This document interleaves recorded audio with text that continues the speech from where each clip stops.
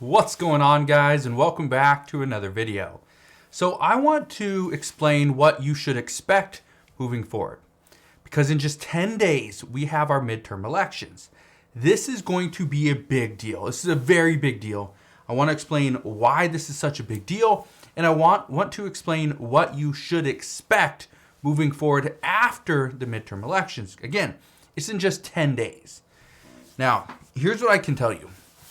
First, in the House of Representatives, there's 435 seats, all of which are up for re-election.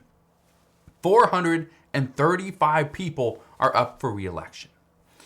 Now, in the Senate, there's 100 seats. Out of the 100 seats, only 35 are up for re-election. That's 21 Republican seats, and that's 14 Democrat seats. As of today, and this is what is so important, as of today, Democrats control the House of Representatives with just 9 seats as a majority. That is it, just 9. It's pretty close.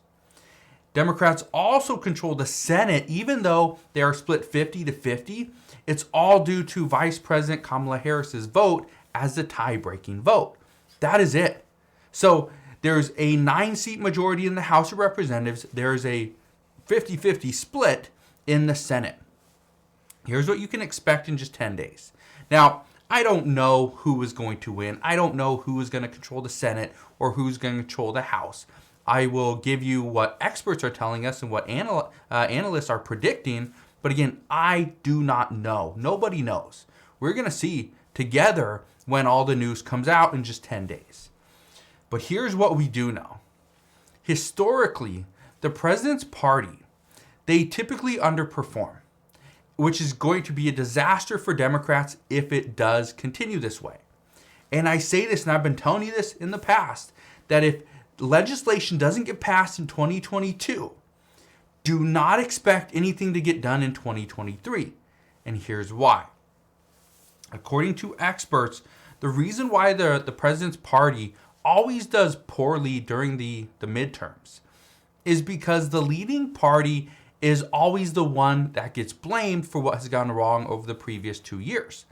And I would assume that is exactly what's going to happen this year as well. So, what are the expectations?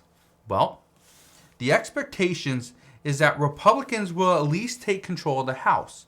Analysts are predicting as of October 27th, this is so a couple days ago, they are predicting that there's an 82% chance that Republicans take control of the House. The same analysts are predicting that Democrats have a 52% chance of remaining in control of the Senate. And again, that comes down to how many Senate seats are open. There's 21 Republican seats, there's 14 Democrat seats. If those were flipped and it was 21 Democratic seats and only 14 Republican seats, there would be a higher chance that Republicans could take more of those seats. But being that there's only 14 Democratic seats that are really open, there's a higher chance that Democrats could take some of the Republican seats. So that's a big deal, and that's why it's so important to understand what is actually happening here. But why is this so important? Why does this matter? Well, for one, it matters because whoever we vote for, right? And do we align with more the vision of Democrats or Republicans, or maybe we don't align with any of them. We don't know, right? But here's what I can tell you.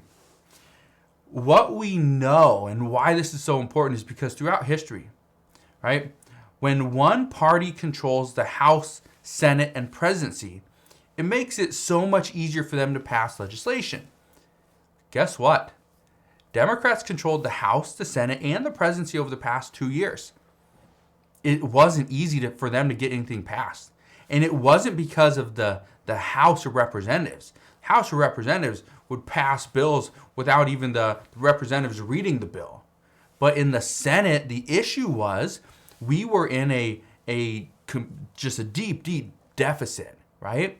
And we heard from people like Senator Joe Manchin, who did not support deficit spending, wanted to pay off some of our deficit, wanted to have a surplus, right? And that wasn't going to happen. So when Democrats couldn't get stuff passed, then people were looking at them like, well, you told us that if we voted Democrat, you would get this done. You will pass this. This will be done, right? And it didn't get done. But here's what I can tell you. When one party controls just 2 out of the 3, so for instance, we know President Biden isn't going anywhere, so Democrats are going to control the presidency.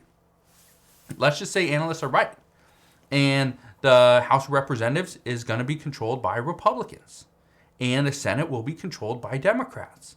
Well, that means 2 out of the 3 are going to be controlled by Democrats, and 1 will be controlled by Republicans. This will put them at a gridlock. Again, let's just assume Republicans take control over the House. Bills will get passed in the Senate. President Biden will be like, yes, we did it. We're going to get this done. And then it's going to go to the House and it's get hung up. This is exactly what happened under former President Donald Trump, but the whole thing was in reverse, where the presidency and the Senate were controlled by Republicans and the House of Representatives was controlled by Democrats.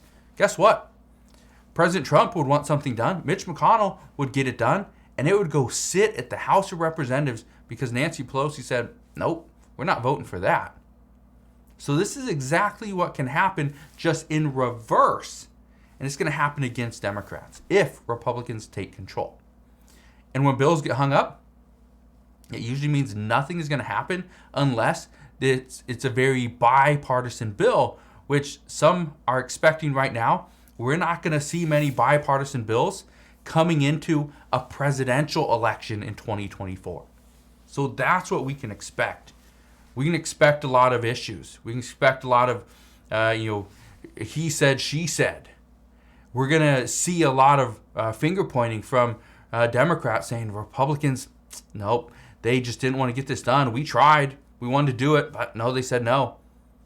But on the flip side, we're going to see Republicans pass bills that they know full well Democrats would never go for, the president would never sign off on. And they're going to pass that through the House of Representatives. But guess what? It's going to sit in the Senate. They'll never vote on it.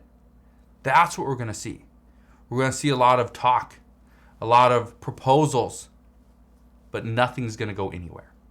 That's what we can expect. Now, if you guys have questions between now and in 10 days, right before the election, let me know. Okay? Let me know what your question is. I've been reading the comments, been trying to get to as many questions as possible. It's very difficult to just answer a question in the comment form. So I try to take that comment that you leave and answer it in a video form. I can be a little bit more in depth, and hopefully you guys like that and enjoy that. But that's what we know at this time. As always, as I know more, I promise I'll come back on and share all latest news and updates. Again, just want to thank you guys for watching. Have a wonderful rest of your day. Consider subscribing, and I'll see you guys on the next one.